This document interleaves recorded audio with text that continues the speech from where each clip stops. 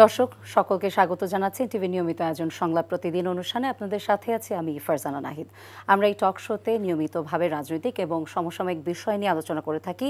আজ আমরা সেরকমই কয়েকটি টপিক নিয়ে আলোচনা করব, তবে আলোচনার পূর্বে দুজন অতিথি আছেন স্টুডিওতে, তাদের সাথে পরিচিত হয়ে নেব। আমার ডান দিকে আছেন অধ্যক্ষ দেলোয়ার হোসেন আজিজি, সদস্য সচিব এমপিওভুক্ত শিক্ষা জাতীয় কর্মপ্রত্যাশী জোট, এবং আমার বামে আছেন জনাব মোস্তফা মল্লিক, বিশেষ প্রতিনিধি চ্যানেল আই। আপনাদের দুজনকে এনটিভি স্টুডিওতে স্বাগত জানাচ্ছি। ধন্যবাদ। আসসালামু আলাইকুম। ওয়ালাইকুম আসসালাম। আজিজি ভাই, প্রথমে আপনার কাছেই যাব, তারপরে আমি মল্লিক ভাইয়ের কাছে আসবো। আমরা জানি যে এই মুহূর্তে এমপিওভুক্ত শিক্ষক কর্মচারীদের 3 দিনের যে কর্মসূচি চলছে, আন্দোলন কর্মসূচি 3 দফা দাবিতে, এবং আপনি এই যে মার্চ টু সচিবালয় কর্মসূচি, যেটা সেখান থেকে সরাসরি আমাদের টক শোতে আসলেন কিছুক্ষণ আগে, আমি যদি প্রথমে শুরু করি যে একটু যদি আপডেটটা দিতেন যে এখন কোন পর্যায়ে আছে। আপডেটটা হচ্ছে, আজকের আপডেটটা আমি দিচ্ছি, সেটি হচ্ছে সকাল থেকে প্রশাসনের পক্ষ থেকে আমাদেরকে বলা হচ্ছিল যে আজকে যাতে আমরা মার্চ টু সচিবালয় প্রোগ্রামটা এটা যাতে আমরা ক্যান্সেল করি, এবং তাদের পক্ষ থেকে বেশ কয়েকবার অনুরোধ করা হয়েছে। তো আমরা বলেছি যে আমাদের কর্মসূচি স্থগিত করার কোনো সুযোগ নাই, কোনোভাবে এটা করা সম্ভব হবে না। পরে তারা বললেন যে আমাদেরকে একটু সময় দেন, আমরা দেখি আমরা কিছু করতে পারি কিনা। তো আমি তাদেরকে সময় দিলাম। এনএসআই থেকে পরে আমাকে একজন এডিশনাল ডিরেক্টর ফোন করলেন। উনি আমাকে ফোন করে বললেন যে আপনারা শিক্ষা উপদেষ্টার সাথে মিটিং করেন, আমরা ব্যবস্থা করে দিই। আমি তখন বলছি যে না, শিক্ষা উপদেষ্টার সাথে আমরা কোনো মিটিং করব না, কারণ যেই শিক্ষা উপদেষ্টা শিক্ষকদেরকে লাঠিপেটা করার পরে, পিটিয়ে রক্তাক্ত করার পরে, আমার শিক্ষককে দাড়ি ধরে টানার পরে, পুলিশ বক্সে নিয়ে শিক্ষকের থাপ্পড় মারার পরে একটা বিবৃতি পর্যন্ত দিতে পারে না, আমার শিক্ষকরা শহীদ মিনারের খোলা আকাশে জীবনের ঝুঁকি নিয়ে ওখানে থাকে, আমি নিজেও থাকি, খোঁজ নিতে পারে না। আজকে 2 দিন ধরে শিক্ষা ব্যবস্থা, এমপিওভুক্ত শিক্ষা বাংলাদেশের প্রায় 70% শিক্ষার প্রায় 70% রেখে 97%। তো এই 97% শিক্ষা স্থবির হয়ে পড়েছে ইতিমধ্যে।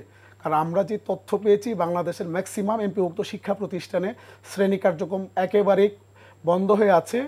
শিক্ষার্থীরা বাইরে ঘুরছে, শিক্ষকরা আমাদের কিছু প্রেস ক্লাবে আসছে, কিছু আপনার তাদের মতো করে তারা গল্পগুজব করে সময় কাটাচ্ছে। আমরা আমাদের পক্ষ থেকে আহ্বান জানিয়েছি যাতে আমাদের প্রজ্ঞাপন হওয়ার আগ পর্যন্ত কোনো রকমের শ্রেণী কার্যক্রমের অংশ না গ্রহণ করে, এবং করবে না।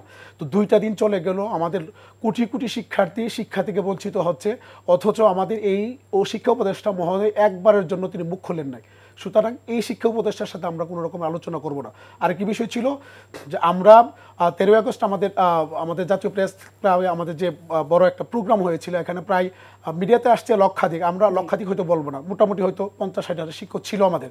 তো ওখান থেকে আমাদের জাতীয় প্রত্যাশী জোটের একটা প্রতিনিধি দল 10 জনের আমাদেরকে নিয়ে যায় ওখানে আমাদের সাথে মন্ত্রণালয়ের মাননীয় শিক্ষা উপদেষ্টা মহোদয়, সচিব মহোদয় এবং মন্ত্রণালয়ের সবচেয়ে সিনিয়র যারা কর্মকর্তা ছিলেন মিটিং করেছেন প্রায় 1.5 ঘন্টা। ওখানে আমাদের প্রায় 1.5 ঘন্টা আলোচনা, যেটা সামারি আসছে যে আমাদেরকে 2 মাসের মধ্যে, আমরা চেয়েছি 2 মাসের মধ্যে আমাদেরকে 20% বাড়ি ভাড়ার প্রজ্ঞাপন দেওয়া হবে, এবং আমাদের মেডিকেল পাস এখন আমরা 500 টাকা পাই। আমরা বলছি যে এটা 1,500 টাকা বর্ধিত করার জন্য, উন্নীত করার জন্য 1,500 টাকায়, এবং আমাদের যে কর্মচারীদের যে উৎসব ভাতা, আমাদের উৎসব ভাতাটা আসলে আগে ছিল আপনার 25%।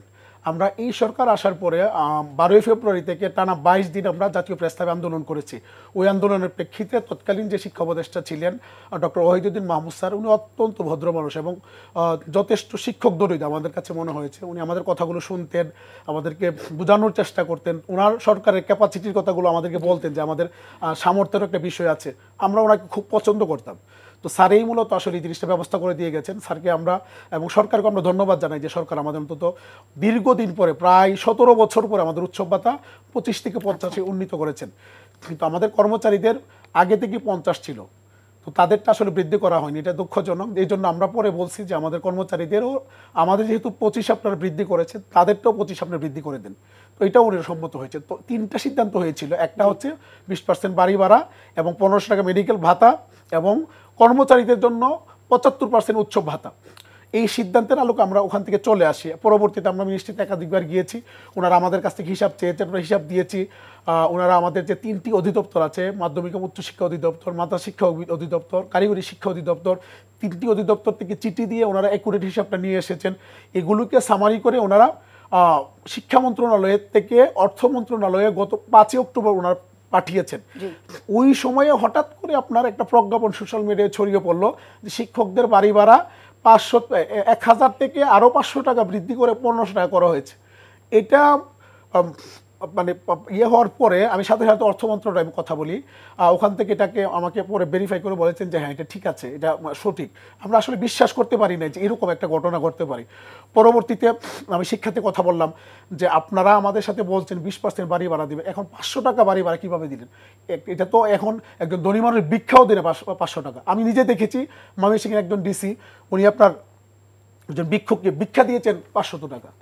আমরা শিক্ষকদেরকে আপনার ভিক্ষা দিলেন, শিক্ষা মন্ত্রণালয় জানবে না 500 টাকা প্রজ্ঞাপন হবে, এটা কেউ বিশ্বাস করবে না। জি অবশ্যই ভাই একটু যদি ইন্টারাপ্ট করি, এই ধরনের আন্দোলনে কিন্তু এর আগেও রাস্তায় শিক্ষকরা নেমেছিলেন। তো এর আগে আমরা ধরেন ফ্যাসিস্ট সরকার যদি আমরা বলে থাকি, এর আগে সেটা হয়নি। এই যে অন্তর্বর্তীকালীন সরকার, তার কাছ থেকে তো নিশ্চয়ই আপনাদের আশা ছিল যেটা তারা এমনিতেই তারা এটা নজরে দিবেন, সেটা আপনি বলছেন যে তারা নজরে এমনি দেননি, আপনাদের আবার রাস্তায় নামতে হলো এবং এখনও তারা, আপনি বলছেন 2 দিন হয়ে গেছে, তারা সঠিকভাবে এটাকে আসলে নজরে আনছেন না। এখানে আমাদের আসলে প্রত্যাশার জায়গাটা অনেক উঁচু ছিল এখানে। কারণ হচ্ছে কি, এই গভর্নমেন্ট তো ইন্টারিম গভর্নমেন্ট তো আসলে ওনারা তো পলিটিক্যাল কোনো গভর্নমেন্ট না। এই গভর্নমেন্ট আমাদের শিক্ষার্থীদের রক্তের উপর তারা চেয়ারে বসেছে, এটা তো অস্বীকার করার কোনো উপায় নেই। কারণ আমাদের সরাসরি শিক্ষার্থীরা এই আন্দোলনে আপনার জড়িত ছিল। কালকে আমাদের ডাকসুর নেতৃবৃন্দ এসেছিলেন, তাদের একটা বড় প্রতিনিধি দল 10-12 জন নির্বাচিত, তারা বক্তব্য রেখেছেন। তাদের ম্যাক্সিমাম বলেছেন যে আমাদের মা বাবা সবাই শিক্ষক, ম্যাক্সিমাম। তো আমাদের সন্তানদের রক্তের উপর আপনারা চেয়ারে বসেছেন, তা আমাদের প্রত্যাশা অনেক বেশি আপনাদের প্রতি। 4 জন উপদেষ্টা শিক্ষক, মাননীয় প্রধান উপদেষ্টা উনি শিক্ষক, আইন উপদেষ্টা শিক্ষক, পরিকল্পনা উপদেষ্টা শিক্ষক, আমাদের শিক্ষা উপদেষ্টা শিক্ষক, এর বাইরে আরও হয়তো থাকতে পারে আমার জানা নেই। যে 4 জন উপদেষ্টা অত্যন্ত গুরুত্বপূর্ণ এবং প্রধান উপদেষ্টা যারা প্রায় একেবারে মানে ডিসিশন মেকিংয়ে যাদের সবচেয়ে বেশি প্রভাব, তারা শিক্ষা উপদেষ্টার দায়িত্বে থাকার পরে, তারা উপদেষ্টার দায়িত্বে থাকার পরে শিক্ষকদেরকে মাঠে নামতে হবে, এটা তো আসলে মানে অত্যন্ত মানে বিস্ময়কর একটা ব্যাপার। কিন্তু আমাদের যে প্রত্যাশাটা ছিল, এই প্রত্যাশাটা তারা আসলে আমাদের পূরণ করতে পারেনি। আমরা মনে হয় আকাশ থেকে পড়েছি যে আমাদের সাথে কি আচরণটা করা হয়েছে। তো শিক্ষা বলতেছে শিক্ষক হয়ে ওনার নির্দেশ তারা পুলিশ শিক্ষককে পিটিয়ে রক্তাক্ত করবে, এটা কেউ বিশ্বাস করে না। জি আজিজ ভাই, আপনার কাছে আমরা ফিরে আসবো। আমি একটু মল্লিক ভাইয়ের কাছ থেকে আপনার এই বিষয়ে মন্তব্য জানতে চাই। আপনার উনি যেটা বলছেন যে উপদেষ্টাদের মধ্যে 4 জন শিক্ষক এবং তাছাড়াও এই অন্তর্বর্তীকালীন সরকারের কাছে ওনাদের মানে সবারই তো জনগণ সহ সব ক্ষেত্রের জনগণের আকাঙ্ক্ষা এবং আশা অনেক বেশি ছিল, এবং আপনি তো শিক্ষাবিদ করছেন, তো আপনার কাছ থেকে জানতে চাচ্ছি আপনি এটা কিভাবে দেখছেন? আসলে স্বাধীনতার পর থেকে এই পর্যন্ত আমরা যতগুলো সরকার দেখেছি, সুশীল সমাজ বলেন বা থিঙ্ক ট্যাঙ্ক বলেন, তাদের সবসময় একটা দাবি থাকে যে স্বাস্থ্যমন্ত্রী কেন ডাক্তার হবেন না, খুব স্বাভাবিকভাবেই হওয়া উচিত, শিক্ষামন্ত্রী কেন শিক্ষক হবেন না। এই সরকারের সময় আমরা দেখেছি যে হ্যাঁ, এর আগে ওয়াহিদুদ্দিন মাহমুদ স্যার শিক্ষক ছিলেন, এখন যিনি আছেন শিক্ষক আছেন, কিন্তু তারা যে এতটা হতাশ করবেন এটা আসলে বোঝা যাচ্ছে না। আপনি দেখুন যেদিন থেকে তারা আন্দোলন করছে, এটা কিন্তু বিষয়টা এমন নয় যে 4 জন 5 জনের ব্যাপার। আমি মানে সরকারের জন্য কতটা লজ্জাজনক, মানে 71 সাল থেকে শুরু করে আজকে পর্যন্ত যারা যারা সরকার প্রধান হয়েছেন, জীবিত আছেন কিংবা যারা মারা গেছেন, তাদের জন্য কতটা লজ্জাজনক যে তারা শিক্ষাটার যে আসন, যে সিট, সেখানে তারা নিজেরা বসেন নাই, সরকার বসেন নাই। যেমন আমাদের সরকারি প্রাথমিক বিদ্যালয় 65,000, এখানে এটা সরকার, আমাদের অলিতে গলিতে সরকারি প্রাথমিক বিদ্যালয় আছে। এরপরে বাকি প্রায় 2 কোটি মতো শিক্ষার্থী যারা মাধ্যমিক এবং উচ্চ মাধ্যমিক, এরা পুরাটাই বেসরকারি, অর্থাৎ এমপিওভুক্ত। এবং এই 2 কোটির মতো শিক্ষার্থী যে গত 3 দিন ধরে শ্রেণী কার্যক্রমে তারা নাই, কোনো আওয়াজ আছে গণমাধ্যম ছাড়া? এখানে তো ফুল বডি যাওয়া উচিত ক্যাবিনেটের, শিক্ষা সচিবের তো ওখানেই বসে থাকা উচিত, শিক্ষা উপদেষ্টার ওখানেই বসে থাকা উচিত। আমরা দেখলাম না। এখানে পরিবারটা কিন্তু অনেক বড়, শিক্ষক কর্মচারী মিলে প্রায় 6 লাখের মতো, কিন্তু এটা নিয়ে কোনো আওয়াজ নেই। এই মুহূর্তে সরকার যদি মনে করে যে আমি তাদের দিকে আর্থিকভাবে পারছি না, কিন্তু একটা ব্যক্তিত্ব গিয়ে অন্তত পিঠ চাপড়ে বলতে পারি, এটার জন্য তো কোনো টাকা লাগে না। আর পুলিশকে আসলে জানতে হবে কোনটা সন্ত্রাসীদের আন্দোলন, কোনটা জঙ্গিদের আন্দোলন, কোনটা ছাত্রদের আন্দোলন, কোনটা হকারদের আন্দোলন, কোনটা শিশুদের আন্দোলন। আপনি একইভাবে সব আন্দোলন একইভাবে, আপনারা তো প্রশিক্ষিত, এটা ইয়ে করা উচিত, মানে একই দৃষ্টিকোণ থেকে তো দেখা একই যাবে না, দৃষ্টিকোণ এটা থেকে। absolutely separate। আর একটা হচ্ছে যে সরকারকে খুব সচেতনভাবেই সরকারের এটা বোঝা উচিত যে আমরা যাতে শিক্ষায় দাঁড়াতে না পারি। আমি আপনাকে একদম ধরে ধরে বলতে পারি, প্রশাসনের একদম তৃণমূলে কে আছে? ইউনো সাহেবের জন্য যে বরাদ্দ, সেটি হচ্ছে একটা পাজেরো গাড়ি। প্রশাসনের তৃণমূলের সর্বনিম্ন যিনি জনপ্রতিনিধি, তিনি কে? পৌর মেয়র, অর্থাৎ কাউন্সিলরের এক ধাপ উপরে। তার গাড়িটা কি? সরকার থেকে যেটা বরাদ্দ, পাজেরো। আমাদের যিনি উপজেলা চেয়ারম্যান, তার গাড়িটা কি? পাজেরো। আমাদের যে দেশের শিক্ষকরা বসে থাকেন উৎসব ভাতার জন্য, বাড়ি ভাড়া, আপনি তাদেরকে মানে গাড়ি বিলাস করছেন। আপনার টাকার তো অভাব না, আমি একেবারে আপনাকে ক্যালকুলেশন করে বলেই দিতে পারবো, টাকার অভাব নাই। তাহলে অভাব হচ্ছে মানসিকতার। সেই মানসিকতার যে অভাব, তার তো একটা কথা বললামই যে আমাদের একটা মানুষ এখন পর্যন্ত তাদের কাছে গিয়ে ডেকেছেন তাদের, কিন্তু আবার পুলিশ দিয়ে বাধাও দিয়েছে। এটা ভীষণ রকম এখন পরিস্থিতিটা উন্নতি করার জন্য স্পেসিফিক তাদেরকে এখন ঘোষণা দেয়া দরকার যে আমরা এই করব, এবং সেটা এই মুহূর্তেই করা দরকার। রাইট। আরেকটা বিষয় যদি মল্লিক ভাই আপনার কাছ থেকে জানতে চাই, এই যে আজকে আমরা দেখছিলাম, কালকেও দেখেছি যে রাজনৈতিক দলগুলো কিন্তু একাত্মতা ঘোষণা করেছেন ওনাদের এই আন্দোলনে। তারা গিয়েছেন, তারা অনেক ধরনের বক্তব্য দিয়েছেন ওখানে। ওনারা বলেছেন যে আসলে এই শিক্ষকদের জীবন ভীষণভাবে মানবেতর, এবং একদিকে প্রধান উপদেষ্টার দ্রুত পদক্ষেপ নেওয়া উচিত, নাহলে নির্বাচনের আগে এই বিষয়টা অনেক ঘোলাটে হতে পারে এবং এটা একটা বড় একটা ইস্যু হয়ে যেতে পারে, যেটা অলরেডি আমার মনে হয় it is a big issue. কিন্তু আমার কথা হচ্ছে, এর আগে এরকম হয়েছে, রাজনৈতিক নেতারা গিয়েছেন, কিন্তু আমি বলছি যে যখন একটা পলিটিক্যাল পার্টি ক্ষমতায় আসেন, তারপরে এটা যা তাই থেকে যায় অলমোস্ট, মানে এটা চেঞ্জগুলো হয় না। আমি বুঝতে পেরেছি। চেঞ্জ না হওয়ার কারণটা হচ্ছে, দেখেন আমি আপনাকে একদম সহজভাবে বলি, এটা অন্যভাবে নেবেন না। সেটা হচ্ছে যে 15ই আগস্ট যখন রক্তাক্ত হয়েছিল, আমরা সবাই দুঃখ প্রকাশ করেছিলাম, এতগুলো মানুষ মারা গেছে, শেখ রাসেলও মারা গেছে। কিন্তু দেখেন, যখন শেখ হাসিনা অন্তর থেকে চাইলেন তার ভাইয়ের মৃত্যু দিনটাকে জাতীয়ভাবে পালন করতে হবে, কারণ ওটা তার ভাই ছিল, পালন করেছে তো।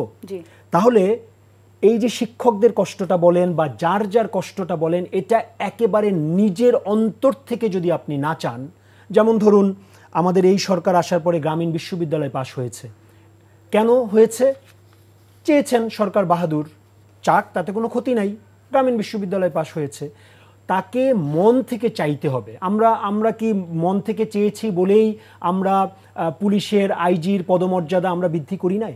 আমরা মন থেকে চেয়েছি বলেই তো সিনিয়র সচিবের পরে আমরা আরেক ধাপ বাড়িয়ে সিনিয়র সচিব করেছি। তাদের মন থেকে, আমরা মন থেকে চেয়েছি, আমরা বলেছি অমুকের গাড়িতে পতাকা উড়বে, অমুকের গাড়ির সামনে 1 স্টার থাকবে বা 2 স্টার থাকবে, যাতে মানুষ দেখলেই বুঝতে পারে মানে একটু আলাদা। তাহলে এই জিনিসটা মন থেকে কেন চাইছেন না? কারণ শিক্ষাটা নিয়ে তো আসলে ভাবছেন না। আপনি দেখেন, এই যে আবারও বলি, আমাদের বিলাসিতা, আপনি কি যারা উপসচিব হচ্ছে তাদেরকে গাড়ি কেনার জন্য আপনি এক্সট্রা বরাদ্দ দিচ্ছেন না? আপনি কি তাদেরকে গাড়ি মেনটেন্যান্সের জন্য সরকারি কোষাগার থেকে একটা টাকা দিচ্ছেন না? তাহলে যারা ঢাকা কলেজ আছেন বা যারা শিক্ষা প্রশাসনে আছেন, আপনি তাদেরকে কি দিয়েছেন? এমনকি 1 নম্বর গ্রেড পর্যন্ত দেননি, সর্বোচ্চ যে গ্রেড সেটা পর্যন্ত দেননি। একজন যুগ্ম সচিব পদমর্যাদার হয়ে রিটায়ারমেন্টে চলে যাচ্ছেন। আন্তরিকতার ভয়ঙ্কর রকম অভাব। মানে শিক্ষক, বিজ্ঞানী, থিঙ্ক ট্যাঙ্ক, ইন্টেলেকচুয়াল প্রপার্টি, এইসব জায়গার দিকে আমাদের ভয়ঙ্কর রকমের একটা দৈন্যতা আছে, যেটা দিয়ে যারা দায়িত্বে আছেন, এখন যারা আছেন, এর আগে যারা ছিলেন, তার আগে যারা ছিলেন, কোনোভাবেই তারা এই দায়িত্ব এড়াতে পারেন না। এবং আমি বলে রাখি, আজকে বা কালকে যে দায়িত্বে আছেন, যারা দায়িত্ব পালন করছেন না, কোনো না কোনো দিন কিন্তু তাদেরকে জবাবদিহি করতে হবে। আমরা নিকট অতীতে কিন্তু দেখেছি, জবাবদিহিতার কারণে অনেকে এখন দেশেই নাই। জি মল্লিক ভাই, আমি পরের আজকের একটা দুর্ঘটনা আমরা জানি যে ঘটেছে, এবং এটা যদি এভাবে শুরু করে যে প্রতিটি অগ্নিকাণ্ডজনিত দুর্ঘটনাতে যদি স্পেসিফিক্যালি বলি যে আমাদের দেশে যখন হয়, প্রতিটি দুর্ঘটনার পরে কিন্তু একটা করে তদন্ত কমিটি গঠিত হয় এবং বলা হয় যে এই ধরনের ঘটনা আর ঘটবে না, সচেতনতা বৃদ্ধি করা হচ্ছে। কিন্তু আজকেই আমরা জানি রাজধানী মিরপুরের রূপনগর শিয়ালবাড়ির শিল্প এলাকায় পোশাক কারখানা এবং কেমিক্যাল গোডাউনের অগ্নিকাণ্ডের ঘটনায় অলরেডি 9 জনের মৃত্যু হয়েছে এবং মৃতের সংখ্যা আরও বাড়তে পারে আমরা আশঙ্কা করছি। ফায়ার সার্ভিস ওখানে এখনও, এটা হয়েছে কিন্তু সকাল 11টায় শুরু হয়েছে, এখনও কিন্তু অগ্নিকাণ্ড থামানো পুরোপুরি সম্ভব হয়নি। এটা কি ধরনের, এটাও তো দুর্ভাগ্যজনক। আজকে যদি এটা আমরা অস্ট্রেলিয়ায় হতো, জি, আজকে যদি এটা আমেরিকায় হতো, আমি বলছি না যে তাদের হয় না, তাদেরও হয়, পুরো দেশ স্তব্ধ হয়ে যেত। আমাদের দেশের জনসংখ্যাকে আমরা যারা ভাবি যে এটা তো হতেই পারে, এই 9 জনের মৃত্যু আজকে আমরা এখন দেখেছি, কালকে গণমাধ্যমে আসবে এবং আপনি লিখে রাখুন আজকের সড়ক দুর্ঘটনায়ও একাধিক মানুষ মারা গেছে। কালকে যদি আমরা সবগুলো আমাদের পিআইডি, প্রেস ইনফরমেশন ডিপার্টমেন্টগুলো কালেক্ট করে, সেগুলো যদি যোগ করি, মৃত্যুর সংখ্যা প্রতিদিন যে কত দাঁড়ায়, কিন্তু এগুলো আমাদের এখন এটা তো হবেই, ক্যাজুয়াল হয়ে গেছে। আর শ্রমিকদের ব্যাপারে আমরা একটু খুবই একটু উদাসীন। আমি আপনাকে বলি, আল্লাহ মাফ করুক, আমি কোনো নির্দিষ্ট বাহিনী বা নির্দিষ্ট কোনো পেশাকে বলছি না, কিন্তু এইখানে যদি একটু ভিআইপি গন্ধ থাকতো তাহলে আপনি এতক্ষণে দেখতেন। আপনি বলছেন যে এরকম কিছু হলে তাহলে নজরে পড়তো, এটা নজরে পড়তো এবং নজরে পড়েও। আপনার নিশ্চয়ই মনে আছে আমরা যে ভবনে দাঁড়িয়ে এখন কথা বলছি, এখানে আগুন লেগেছিল, হেলিকপ্টার এসেছিল, উদ্ধার তৎপরতা হয়েছিল, সরকারকে অনেক ধন্যবাদ।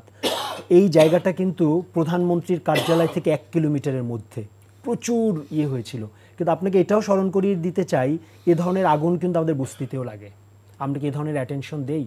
তার মানে হচ্ছে প্রত্যেকটা ঘটনাকে সুন্দরভাবে অ্যাটেনশন দিতে হবে। এবং এই যে মাইলস্টোনের ঘটনাটা ঘটলো, এখন পর্যন্ত কি আমরা জেনেছি যে আসলে স্পেসিফিক কি কারণে সত্যিকার অর্থে এই দুর্ঘটনা ঘটেছিল? তার মানে তদন্ত হয়, সেই তদন্ত রিপোর্ট আমরা আর কোনো দিনও পাই না। এবং ওই যে আপনি যেটা বললেন যে এ ধরনের ঘটনা আর কখনো ঘটবে না, সুপারিশে লেখা হয়, প্রত্যাশার কথা তাদের জানানো হয়, কিন্তু এটার জন্য যে নিরাপত্তার কথা বলা হয় সেগুলো আসলে আমরা মানি না। এবং আপনি খোঁজ নিয়ে দেখবেন, আজকে যেখানে ঘটনা ঘটেছে, আমি আমার পূর্ব অভিজ্ঞতা থেকে বলছি, কখনো না কখনো তাদের কাছে নোটিশ গেছে যে আপনাদের এই করতে হবে, কিন্তু সেগুলো আমরা নাগরিকরা পালন করি না। জি, ধন্যবাদ মনিক ভাই। আজিজ ভাই, আপনার কাছে যাব আরেকটি বিষয় নিয়ে। আমরা জানি যে সরকারি 7 কলেজের শিক্ষার্থীদের 4 দফা আন্দোলনের দাবিতে, যেখানে তারা ওই যে ঢাকা সেন্ট্রাল ইউনিভার্সিটি আইন দ্রুত চূড়ান্ত অধ্যাদেশের দাবিতে, আপনি যেহেতু একজন শিক্ষক, আমি এই জন্যই আসছি এটাতে, যে যদি আমাদের সময় খুবই কম, আমি জানতে চাচ্ছি যে এই যে 7 কলেজ পৃথক করে একটা ইউনিভার্সিটি করার একটা হচ্ছে, তো এখানে শিক্ষার্থীরা এখান থেকে আসলে কি পাবে এই ডিসিশনটা যে ওনারা নিচ্ছেন? এবং এখানে এই ইউনিভার্সিটি কলেজে যারা ভর্তি হবে, তাহলে তারা এখান থেকে কি পেতে পারে? আপনার কি মনে হয়, যদি আপনি এই বিষয়ে একটা মন্তব্য করেন? আমার কাছে মনে হয় এটা ন্যাশনাল ইউনিভার্সিটির আদলে হয়তো একটা ইউনিভার্সিটি হবে। এখান থেকে আউটকামটা কতটুকু আসবে এটা সময় বলে দিবে। এটা আমার কাছে মনে হয় সরকার হয়তো শিক্ষার্থীদের আন্দোলনের কাছে নথি স্বীকার করেছে। এখানে যে কলেজগুলো আছে এগুলো আসলে ঐতিহ্যবাহী কলেজ, তাদের যদি সক্রিয়তা থাকতো বা এটা যদি অব্যাহত থাকে, তাহলে কলেজের শিক্ষার্থীরা উপকৃত হতো। এই যে ভালো কলেজগুলোতে এখন এটা যদি ইউনিভার্সিটিতে কনভার্ট হয়, তাহলে ভালো কলেজ তো এইভাবে ঢাকা কলেজের মতো গড়ে উঠেনি, যে সাতটি কলেজের মতো, কবি নজরুলের মতো এরকম ভালো কলেজ তো গড়ে উঠেনি। তো অল্টারনেটিভ কলেজ তৈরি না করে আপনি যদি কলেজগুলোকে কনভার্ট করেন, তো কলেজের ভালো কলেজ পাবে কোথায় শিক্ষার্থীরা?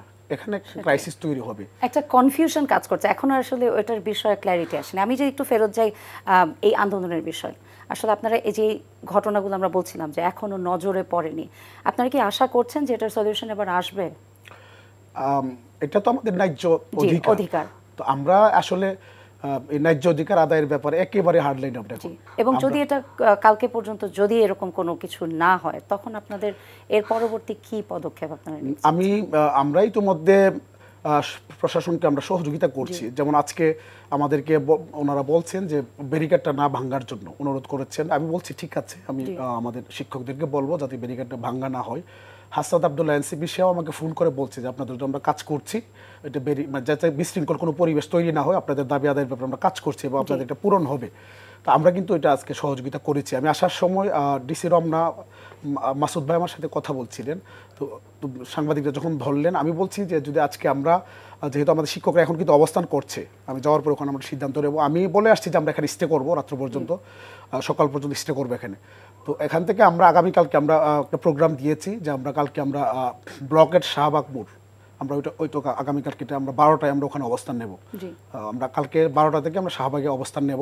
তো আমরা একেবারে মানে চূড়ান্ত একটা পর্যায়ে আমরা চলে যাচ্ছি আস্তে আস্তে। আমরা কোনোভাবে আমাদের আসলে দেয়ালে আমাদের ফিট টেকে গেছে। কেন আমি বলি আপনাকে, আমাদের শিক্ষকদের যে স্যালারি স্ট্রাকচার, এটা নিশ্চয়ই আপনারা জানেন, মুস্তফা তো খুবই ভালোভাবে জানেন, উনি যেহেতু এগুলিতে কাজ করেন।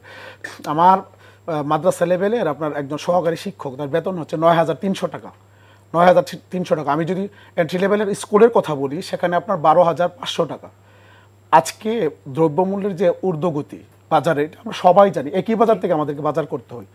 এই 9,300 টাকা দিয়ে 12,500 টাকা দিয়ে একজন শিক্ষক, তার ফ্যামিলিতে তো শুধু সে একা না, তার ওয়াইফ, তার 2-3টা বাচ্চা থাকে, তার মা থাকে, অনেক সময় বাবা থাকে, সব মিলিয়ে কমপক্ষে 4 থেকে 5 জনের সদস্য থাকে।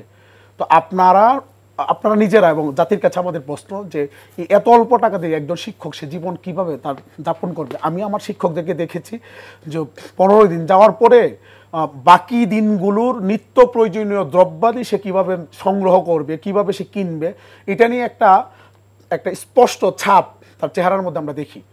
এটা আমাকে খুবই পীড়িত করে। আমি আজকে যে আমার এই অবস্থানে আসা এবং এই শিক্ষক আন্দোলন সম্পৃক্ত হওয়া, এর অন্যতম একটা কারণ যে এটা আমি এটা ফিল করি যে আমার শিক্ষকরা কত কষ্টে থাকে। এবং বেতন, আমাদের স্যালারিটা কিন্তু একই সময়ে সরকারিদের মতো হয় না। অনেক সময় দেখা যায় 10 দিন পরে, 15 দিন পরে, অর্থাৎ যা খুশি চলে আর কি এখানে।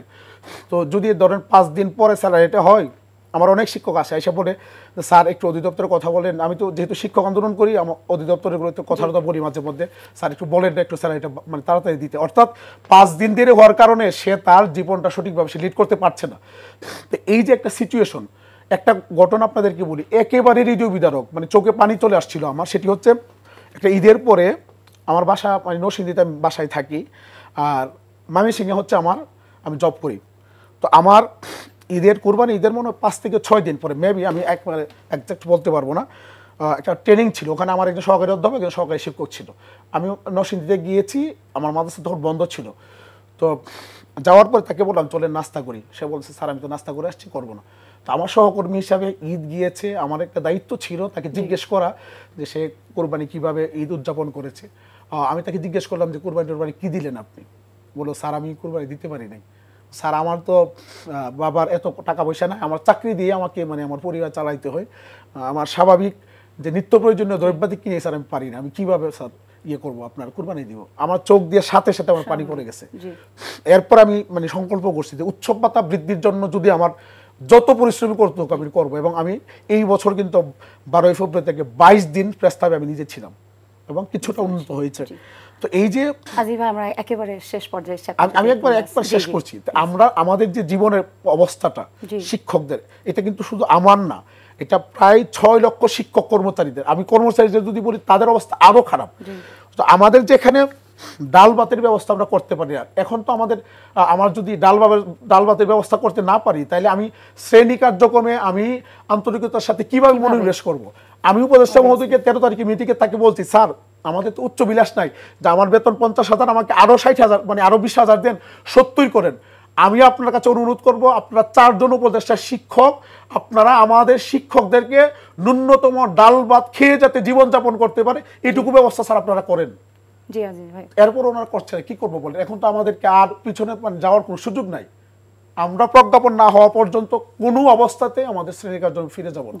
মল্লিক ভাই, একেবারে আমরা শেষ পর্যায়ে যদি একটা বা দুটো লাইন। আমি একদম স্যারদের ক্ষেত্রে আমার বলার হচ্ছে যে উপদেষ্টাদের নিজেদের জন্য যেটা ভালো, তাদের সুযোগ সুবিধা তারাও তো পাচ্ছেন নানা ধরনের, সেটা যেমন গ্রহণ করছেন, সরকারই তাদের দিচ্ছেন ওই যৌক্তিক সুবিধাগুলো যা তাদেরকে দেয়। আর 7 কলেজ নিয়ে আমার একটাই কথা, বিশ্বের কোনো জায়গায় এই ধরনের সিস্টেম নাই। নোয়াখালী বিজ্ঞান ও প্রযুক্তি বিশ্ববিদ্যালয় নোয়াখালী কলেজকে ভেঙে হয়নি, বরিশাল বিশ্ববিদ্যালয় বিএম কলেজকে ভেঙে হয়নি, বিএল কলেজকে ভেঙে খুলনা বিশ্ববিদ্যালয় হয়নি।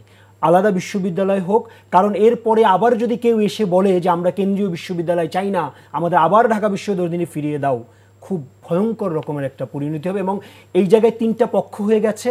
সরকার এই মুহূর্তে যদি এইটার কোনো একটা সিদ্ধান্ত না নেয় পরিস্থিতি কিন্তু আরো ঘোলাটে হবে এবং তার জন্য সরকারই দায়ী থাকবে। জি, ধন্যবাদ মল্লিক ভাই এবং আজিজ ভাই, আপনাদের দুজনকে আবারও ধন্যবাদ জানাচ্ছি আমাদের স্টুডিওতে আসবার জন্য। জি, ধন্যবাদ আপনাকে। দর্শক, আজকে এই পর্যন্তই, দেখা হবে আরেকটি এপিসোডে। সবাই ভালো থাকবেন, সুস্থ থাকবেন, এনটিভির সঙ্গেই থাকবেন।